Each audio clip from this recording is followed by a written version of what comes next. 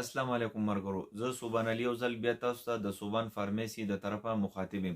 مرګرو نن به موږ ویډیو کوو په ټوخي باندې. نن سبا د یخ موسم دی، زیات تر ټوخی وچ ټوخی د هغې دپاره به موږ څه استعمالو؟ د هغې دپاره به موږ د ایسیفایل شربت استعمالو. دا په مارکیټ کې ډیر په اسانه میلاویږي. مرګرو که تاسو زموږ په دې چینل باندې نوي یې نو زموږ چینل سبسکرایب کړئ، د ګنټۍ دا نشان ووایئ، لایک کړئ، شیر کړئ. د خپل مرګرو راځو خپل ټاپک طرف ته. ایسیفایل شربت.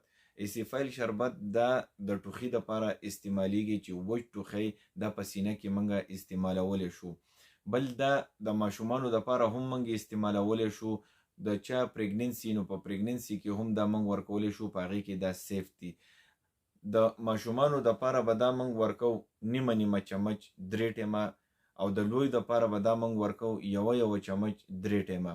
ماشومانو ته به دا سیوا کوو نو د نیمې چمچ نه چې اکثر سیوا شي نو په ماشومانو باندې الټۍ لګوي، خېټه خرابوي، نو دا به نیمه چمچ تاسو ورکوئ. لوی کسانو له دا تاسو د 1 چمچ نه د 2 چمچو پورې روزانه 3 ټیمه ورکولی شئ.